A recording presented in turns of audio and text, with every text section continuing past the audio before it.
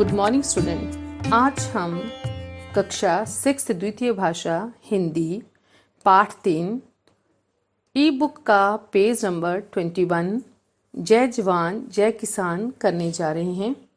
बच्चों, इस पाठ में हमारे दूसरे प्रधानमंत्री लाल बहादुर शास्त्री जी के बारे में बताया गया है कि उनका प्रारंभिक जीवन कैसा था और उन्होंने अपने जीवन काल में देशभक्ति के लिए कौन कौन से निर्णय लिए। आओ मेरे साथ इस पाठ को पढ़ो। प्यारे बच्चों, क्या आपने कभी इस बारे में सुना या पढ़ा है? यह नारा हमारे श्री लाल बहादुर शास्त्री जी ने दिया, जो भारत के दूसरे प्रधानमंत्री थे। लाल बहादुर शास्त्री जी का मानना था कि भारतीय जवान अपनी जान हथेली पर रखकर सीमा पर देश की रक्षा करते हैं। इसी तरह देश के किसान अपने परिश्रम से धरती को सींचकर अन्न उगाते हैं। वे हमारे देश के अन्नदाता हैं, अतः देश के विकास में दोनों का योगदान सबसे अधिक है। उन्हें सम्मान देने के लिए ही उन्होंने जय जवान जय किसान का नारा दिया। बच्चों, लेखक कहता है कि आपने सुना होगा जय जवान जय किसान के बारे में। बोलते यह नारा हमें श्री लाल बहादुर शास्त्री जी, जो हमारे दूसरे प्रधानमंत्री थे, उन्होंने दिया। उनका यह मानना था कि जिस प्रकार एक सैनिक देश की सीमाओं पर अपनी जान हथेली पर रखकर देश की रक्षा करता है, उसी तरह देश के किसान अपने परिश्रम से इस धरती को सींचकर अन्न उगाते हैं, अन्न पैदा करते हैं और देश को अन्न देते हैं, अर्थात अन्नदाता हैं। अतः देश के विकास में दोनों का योगदान है। हाँ, उन्हें सम्मान देने के लिए उन्होंने यह नारा बनाया, जय जवान जय किसान। लाल बहादुर शास्त्री का जन्म 2 अक्टूबर 1904 ईस्वी को बनारस के कस्बे मुगल सराय में एक साधारण परिवार में हुआ। उनकी माता का नाम राम दुलारी था और पिता शारदा प्रसाद जी एक अध्यापक थे। बच्चों, श्री लाल बहादुर शास्त्री जी का जन्म 2 अक्टूबर 1904 ईस्वी में बनारस के एक कस्बा था मुगल सराय, वहाँ पे एक बड़े सिंपल साधारण परिवार में हुआ। उनकी माता का नाम राम दुलारी था और पिताजी शारदा प्रसाद जी एक अध्यापक थे। बचपन में ही उनके पिता स्वर्ग सिधार गए। उन पर तो जैसे पहाड़ ही टूट पड़ा, किंतु इनकी इच्छा शक्ति इतनी प्रबल थी कि विपरीत परिस्थितियों से जूझते हुए भी उन्होंने अपनी पढ़ाई जारी रखी। बच्चों, जब लाल बहादुर शास्त्री जी छोटे थे तो उनके पिताजी स्वर्ग सिधार गए और उन पर जैसे दुखों का पहाड़ टूट ही गया हो, अर्थात उन पे इस घर की सारी जिम्मेवारी आ गई। एक तो पिता भी नहीं रहे और घर में बड़े होने के कारण उन्हें सारा कार्यभार संभालना पड़ा। बोलते पर इन विकट परिस्थितियों में भी, इन बड़े मुश्किल टाइम पर भी उन्होंने अपनी पढ़ाई को नहीं छोड़ा, पढ़ाई जारी रखी। बचपन से ही वह साहसी, निडर, पक्के इरादे वाले और विनम्र स्वभाव वाले थे। बच्चों, पर लाल बहादुर शास्त्री जी बचपन से ही साहसी थे। साहसी अर्थात जो हर एक प्रॉब्लम को बड़े साहस से उसका सामना करता हो, डरता ना हो। निडर थे, जो डरते नहीं। पक्के इरादे जिनके इरादे कोई बदल ना सके। जिस बात को एक बार बोल दिया वो पक्की होती थी।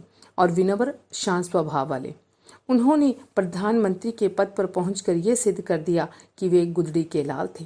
बच्चों, लाल बहादुर शास्त्री जी इतने साधारण परिवार में होने के बावजूद भी वे एक दिन भारत के दूसरे प्रधानमंत्री बने और बोलते उन्होंने प्रधानमंत्री पद पर पहुंचकर यह साबित कर दिया कि वे गुदड़ी के लाल थे। गुदड़ी के लाल अर्थात छुपे रुस्तम।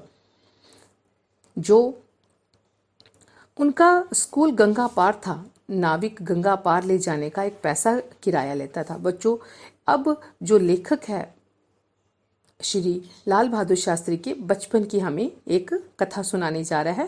कहता है कि जो लाल बहादुर शास्त्री से उनका जो स्कूल था वो गंगा के पार था। आर्थिक तंगी के कारण वे गंगा नदी को अक्सर तैर कर ही पार किया करते थे और बोलते उनके पास पैसे नहीं होते थे और वो गंगा जो नदी थी उसे हमेशा तैर कर पार कर लिया करते थे।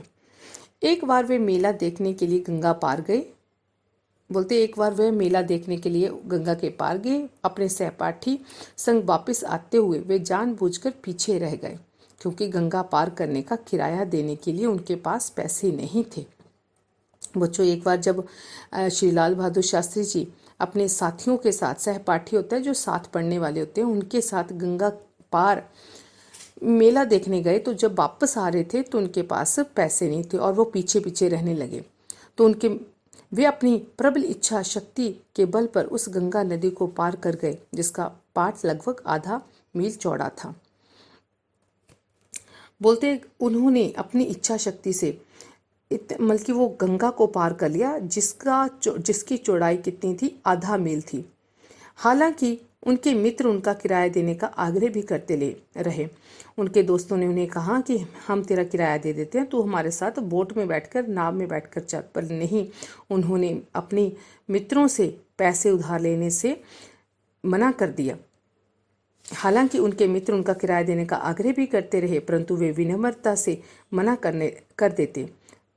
उन्होंने किसी भी साथी से उधार मांगना अपने गौरव के विरुद्ध समझा। बचपन के ऐसे संस्कार ही बड़े होते होते उनके जीवन के सिद्धांत बन गए। जीवन भर वे अपने सिद्धांतों पर अडिग रहे।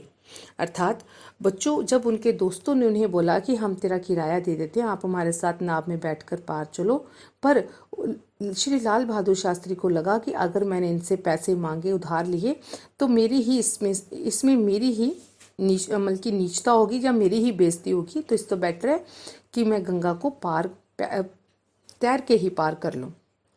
बोलते हैं ऐसे दृढ़ निश्चय और सिद्धांतों वाले व्यक्ति ही जीवन में कुछ बनते हैं। बोलते हैं ऐसे बचपन से ही उनमें ऐसे संस्कार डाले गए थे, तभी वो बड़े होकर एक प्रधानमंत्री बने। बच्चों, 17 वर्ष की आयु तक पहुंचते पहुंचते वे देशभक्ति के रंग में रंग चुके थे। सन 1921 में जब असहयोग आंदोलन हुआ तो देश की पुकार ने उन्हें अपनी पढ़ाई छोड़ने पर मजबूर कर दिया। बच्चों, जब वो 17 वर्ष की आयु में थे तो वो देशभक्ति के रंग में रंग चुके थे, बल्कि उनमें वो देश के लिए मर मिटने के लिए तैयार थे।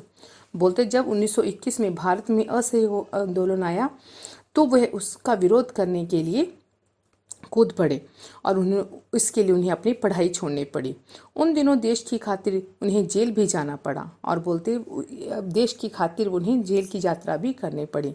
निज हित का बलिदान कर, बोलते अपने हित का बलिदान कर दिया, अपने हित की परवाह ना करी और देश हित के लिए हमेशा तैयार रहना शास्त्री जी की जीवन का एकमात्र उद्देश्य था। शास्त्री अर्थात बच्चों, शास्त्री जी अपने भारत देश के लिए हमेशा आगे रहते थे।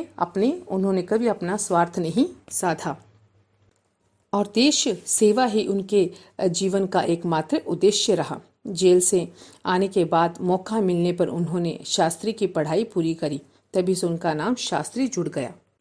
बच्चों, जब लाल बहादुर शास्त्री जी जेल से वापस आए तो उन्होंने जो उनकी पढ़ाई छूट गई थी उन्होंने उन्हें कंप्लीट किया, शास्त्री करी और तभी से उनके नाम के आगे शास्त्री शब्द जुड़ गया।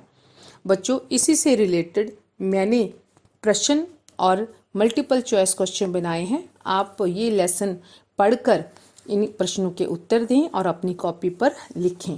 पहला प्रश्न है, जय जवान जय किसान का नारा किसने दिया? दूसरा है, लाल बहादुर शास्त्री जी का जन्म कब और कहाँ हुआ? तीसरा है, लाल बहादुर शास्त्री का स्कूल कहाँ था? असहयोग आंदोलन कब हुआ? शास्त्री जी का देहांत कब हुआ? आगे है, लाल बहादुर शास्त्री भारत के डैश प्रधानमंत्री थे, पहले, दूसरे, तीसरे या चौथे? सातवां है, लाल बहादुर शास्त्री का जन्म कब हुआ था? 2 अक्टूबर को, 10 अक्टूबर को, 12 अक्टूबर को या 1 अक्टूबर को? अगला है, शास्त्री जी के पिता का क्या नाम था? राकेश शर्मा, मोहनदास, राधा कृष्ण या शारदा जी?